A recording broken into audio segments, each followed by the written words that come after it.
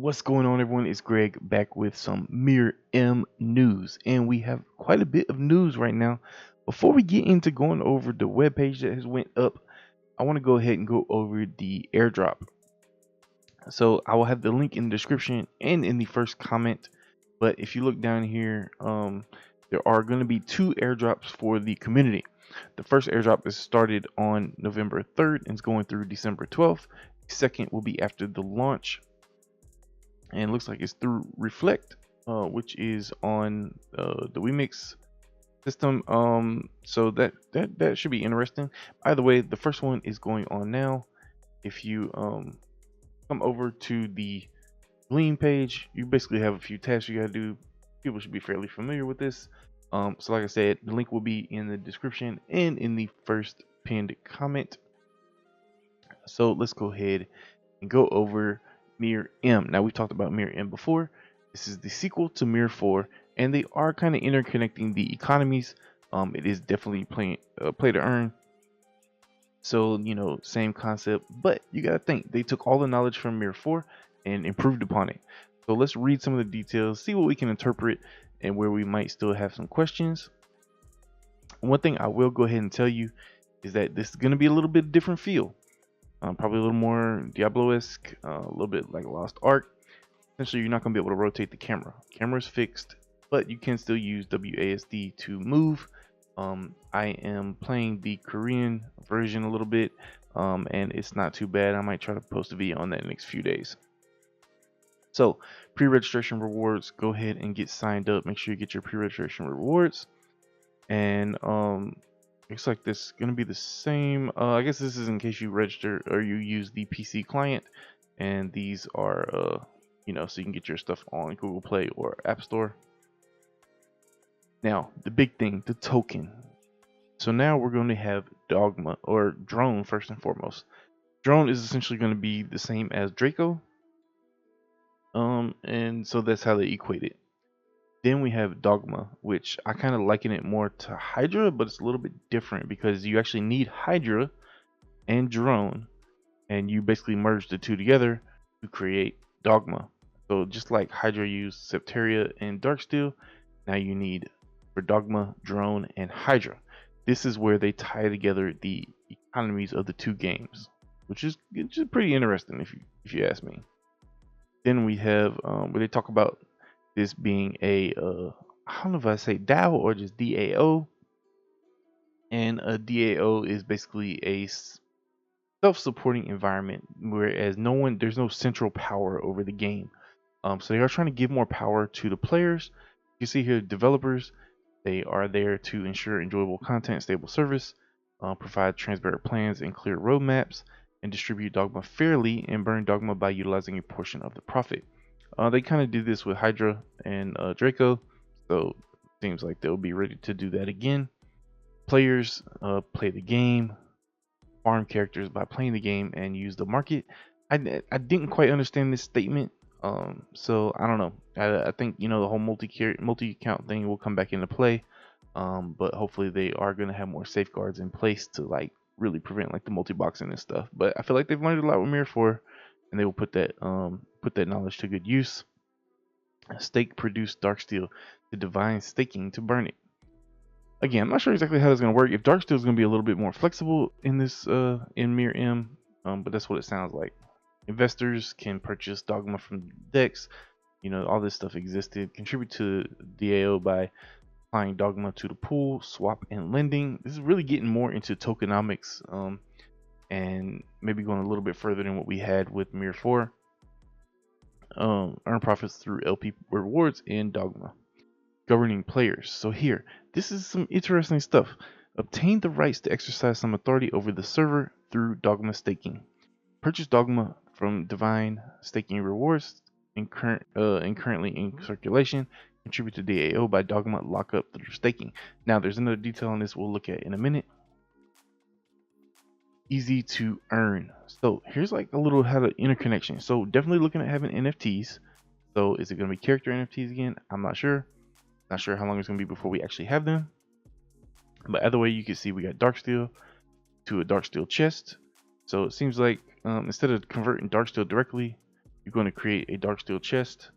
From there, you can take the dark steel chest and convert to drone, but it also looks like you can sell it on the Wayfarer market or WeMix. We'll talk about the Wayfarer market in a minute. I think this is kind of like the replacement for the Extraco store. But it doesn't talk about other items, so we'll see about that. We'll see in what they talk about in a minute. So drone to Dogma. On the decks, you can use WeMix for that, and of course WeMix for NFTs. So very, very, very interesting. Was that was easy to earn the governance? Oh, okay. So here is the I need some comments from you guys. I want to know how you interpret this. This Dogma tokens of MIR M are governance tokens. Dogma is staking resource can be used to participate in MIR M's main game content. Each governance program staking result determines the server where the game's main content will be hosted. What? So that could be field and world boss governance? Are you telling me their field and world boss are going to be on one server and it's the ones who pay the most? I'm a little bit confused here. Hidden Valley capture governance, siege battle governance. If these are all only happen on one server, it's gonna be weird. Now a little bit later you'll see how many servers they're saying they're gonna have. Again, we already talked about the airdrop, covered that first. Make sure you guys jump on that. Key features. So the intergame economy between MIR4 and MIR M. MIR M's game token Dogma can be earned by staking darksteel produced from MIR M and Hydra from MIR4. Connected via WeMix blockchain, the economies of MIR4 and MIR M create an organically connected intergame economy. Now, granted, like if you're just gonna pick up MIR M, you don't necessarily have to play MIR4. You can simply get Hydra on the exchange, but it's gonna keep some value to that Hydra, which is one thing people will worry about as they carry these things from game to game. Universal market. Now, this is very, very interesting. MIR M has two markets, one for each server, and the other that connects the markets of all servers, the Wayfarer market. With the help of the Wayfarer market, MIR M's economy circulates through the boundaries between servers, merging them all into one. This is very much needed feature. The Wayfarer market is also connected to WeMix, becoming a core aspect of the concept easy to earn in MIR M. So basically saying like whatever you put on the Wayfarer market, you can easily get WeMix. It kind of makes things a whole lot simpler. The Wayfarer market will only be available on the PC version after the game's official launch. Now I've seen people talking about, oh, there's no PC version. Come on, guys, right here. Like, you really think they're gonna release this without a PC version? Especially with all the trouble they have with mobile, especially like iOS, not wanting the NFT stuff. They need their own PC version, and hopefully. I heard that Steam was really one of the big sources of the hacking issues in MIR4. I believe I saw a lot of advertisements for like the cheats for that, and they all circulated around said you need the Steam version. So looks like, I mean, hopefully we don't have the Steam version with this. There really isn't a point anymore. They're not really supporting the whole blockchain thing either. So hopefully they're just gonna have their own PC version. Hidden Valley capture, core aspect of the economy and struggle for power. The central resource in MIR4, Darksteel, is necessary for characters to grow. Hidden Valley is the only place where they can obtain the resource. Hidden Valley capture decides the owners of each valley. It is one of the aspects of MIR M's governance, where the most powerful clans clash over the rights to tax all Darksteel produced in the valleys. It ignites wars in MIR M. Mandala, walk your own path. This is one of the key features they push in MIR M, which is basically there is the Mandala, which is has combat and profession. There are professions in here, man. You could be a fisher, you can do crafting, stuff like that. Keep that in mind. It might be a good thing for some alts. Each category has many spot points, provides various stats. By connecting different spot points, activating different stats, you can customize your character in your own ways. Everyone's really gonna have different tweaks. In MIR4, everyone kind of goes for the same goal depending on the class, and then maybe like defensive, offensive. Here it looks like there'll be a little bit more customization to it. Well, probably a lot more. As a way to prove yourself through an endless chain of choices. Beyond servers. Now, this just sounds amazing. World Rumble Battle and Clan Battle. The world of MIR M consists of 8 servers. This is interesting. These are the different areas, or have they done something so that there are no separate regions and everyone just boom is all together? These 8 service clans compete with each other for more honor and reward. Individual members take part in World Rumble battles while clans clash in World Clan battles. So we got 1v1s and we got Clan v Clans. Rumble battles and clan battles are MIR M's core competition content where clans can prove which one is the most powerful in the world. Maybe it's time to see. So that's it on the key features. Only 3 classes in MIR M. You got the warrior, you got the sorcerer, and you have the Taoist. Feel free to come on here and watch those videos and to get a little more on that, and I'll try to release some gameplay footage later this week. Then closed beta test. Man, we made please pick me for the closed beta. Please, come on now. Please.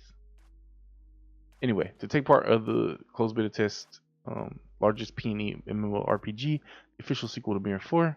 Exact date and participation details on the closed beta test will be provided later. More information will be sent through email to those who pre-register after schedule is confirmed. So, I of course already pre-registered and registered for the airdrop, and now it's just to wait again and see what more news we get. But this did offer some more details than what we had before, especially it kind of brings some clarity to some of the stuff we were reading in the WeMix, whatever the main page WeMix Play website with lists all the games, where it had the details on MIR M. This kind of provides some extra clarity. So guys, I hope you're excited. I'm excited. I know some people are not too excited about the controls and the camera and the view and things like that, but I've been playing the green version a little bit, and it really isn't that bad. Like, I played Lost Ark and I can't do the clicking, but being able to use WASD and the rest of the features, I'm still a little bit back and forth on the look and feel versus MIR4.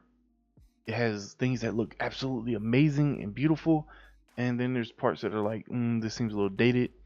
But I don't know if that's just kind of the vibe I get. But like, a lot of the cinematic stuff is absolutely beautiful. So I'll hopefully show you guys some of that soon.